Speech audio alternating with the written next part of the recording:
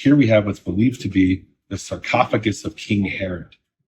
And it was found at a place called Herodion, which is south of Jerusalem. And it was smashed into countless pieces. And probably that was done by the Jews during the revolt against the Romans. They took over Herodion.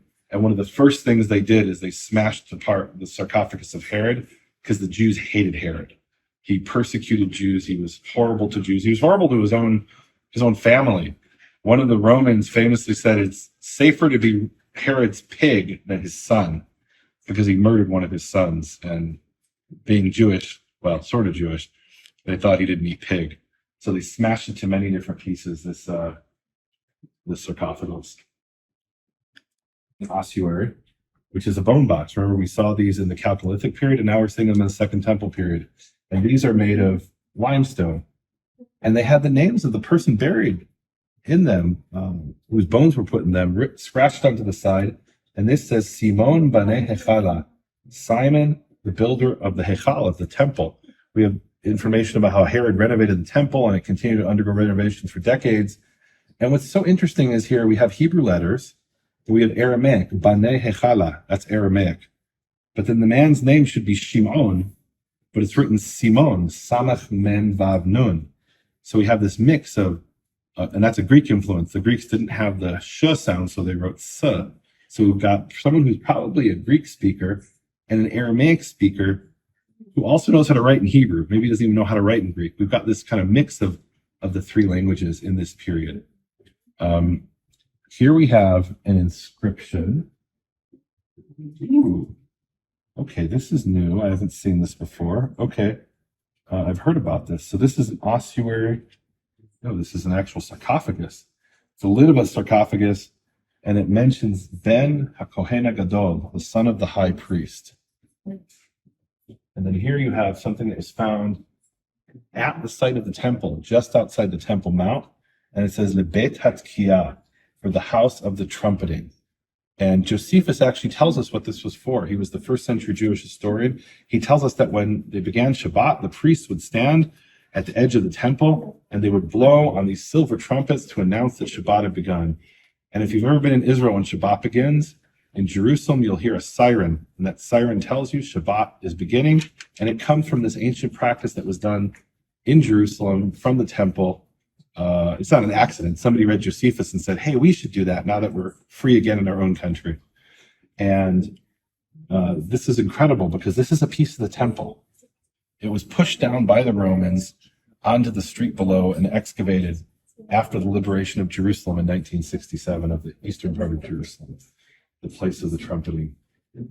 Now, this here is an inscription known as the balustrade inscription, or the sorag inscription. The sorag was this fence that was around the inner part of the temple, and there was a sign there, or a series of signs in Hebrew, in Greek, and in Latin, and the sign said that no uncircumcised may enter, and if you do, you'll be executed, which is very strange because the Jews were under Roman rule. They didn't have the authority to execute anybody except in this one instance. And Josephus tells us how the Roman rulers were so upset. They're like, you Jews are complaining about taxes and all kinds of problems, but we let you execute people who aren't circumcised go in your temple, which is completely contrary to our religion. But we give you this one concession and you don't obey us, right? You give us trouble and you rebel all the time. Well, I guess people want freedom, not just their, just one little freedom. They want all their freedoms. There are two copies of this, speaking of freedom. And this is a small piece that was found. There's another one that's full and complete in Greek, and that is at the museum in Istanbul. I saw it myself. I was there a few years back. And why is it in Istanbul? Because we were ruled for 400 years by the Turks, and they stole it. It was found during their rule. Okay, so now here's another inscription, which is fascinating. It was found right next to the temple, and it mentions a man named Theodotus. And this man named Theodotus dedicated money to have a synagogue built. And that's very surprising because the story that we were always told is when the temple was destroyed, it was replaced by synagogues. They became a mikdash ma'at, a small sanctuary, and the prayers came in place of sacrifices. Yet here was a synagogue that existed while the temple stood meters away from the temple. And it was there for generations. It mentions that he's the son of a founder of a synagogue, and head of a synagogue, was the son of another head of a synagogue. And so what was the synagogue doing there? When we read the inscription, we hear the different functions of the synagogue. It was for pilgrims who are coming to have a place to sleep. It was for study of the Torah. It doesn't mention prayer, which is quite interesting. It tells you all the functions of the synagogue, and prayer isn't one of them. It says Theodotus, son of Vetanos, priest, was also the son of the head of the synagogue, built the synagogue for the reading of the Torah and for the study of the precepts, the commandments, as well as a hospice and the chambers and the bathing establishment. So there was a mikveh there, for lodging for those who need them from abroad. So you come from another place from far away to pilgrimage to the temple, and you need a place to sleep, you could stay there. It was founded by his ancestors and the elders and the Simonides, which some family from Simon. And this is, number one, it's in Greek and it's right next to the temple. And it's someone who's at least the grandson of someone who founded a temple, a synagogue, that is. And if you think about it, what does synagogue mean? It means a gathering place. The word synagogue mentions nothing, both in Greek it's synagogue. In Hebrew it's Beit Knesset, house of gathering. Doesn't say anything about prayer. Prayer apparently is a formal function of the synagogue, came about later. You look in the Tanakh and you see Hannah, she comes to the tabernacle and she's standing there praying silently. And Eli, the priest, says, "Are you drunk?" Because he doesn't know what she's doing. Right? This idea that you would go somewhere formally for prayer, that wasn't an idea that they had. They would pray from their hearts. And later on, this idea of the synagogue as the place of prayer, that was developed later. But in the time of the Second Temple, that didn't exist. Here we have one of the most bizarre inscriptions that we will see today. And why is it bizarre? So it's written in what sort of looks like Paleo-Hebrew, but a mix of Paleo-Hebrew and what we call Samaritan script. Well, not exactly Samaritan script. And it's written in Aramaic. It was found at Givat HaMivtah, which is in northern Jerusalem, not far from Mount Scopus. And it tells this bizarre story. It says, "I, Abba, son of the priest Eleazar, son of Aaron the elder, I, Abba, the afflicted, the persecuted, who was born in Jerusalem and exiled to Babylon and brought Mattathiah, son of Yehuda, to the land of Israel, and I buried him in a cave which I bought by deed." What on earth is this story? He was exiled to Babylon, and then he brought somebody back to Israel. And it's written in this weird script that we didn't find anywhere else, not from this period. And it's not written in Hebrew. It's very strange. And so what is the explanation? And I guess we really don't know for sure. But there's one theory that this was maybe the last Hasmonean. The Hasmoneans were the descendants of the Maccabees. They were the Maccabees. We don't call them Maccabees. In Hebrew, we call them Hashmonaim. They were a family of priests who took over and started to rule Israel. And it could be that one of them was exiled when Herod took over and fled, and then his body was brought back to Israel, or somebody brought his body back to Israel. So here we have another ossuary, and it mentions a man named Caiaphas. That's a name known from the New Testament. Is it the same Caiaphas? Probably not. Who knows? Could be.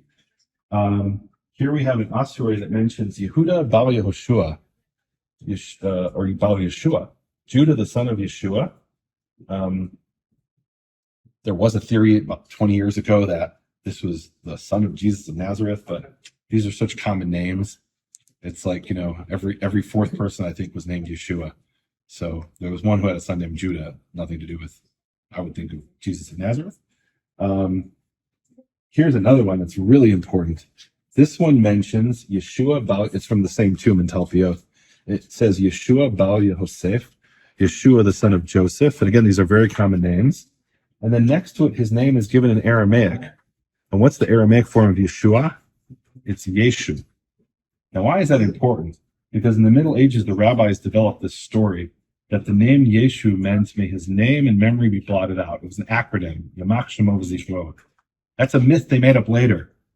Yeshu was just the Aramaic form of Yeshua, and Yeshua was an abbreviated form of Yehoshua, right? And so this is what actually they call in linguistics a backronym.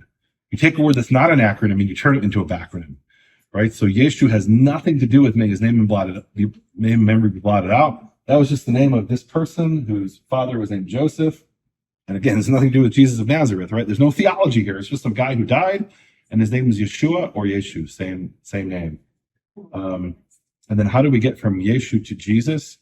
because in Greek, every name ends in us, not every, but many names. Like Joseph becomes, or Yosef becomes Josephus, Josephus. And so Yeshu, the Greeks can't pronounce sh. So Yeshu becomes Yesu, which is Jesus, right? So it's nothing to do with Zeus. It's simply a Greek form of Yehoshua, Yeshua, Yeshu.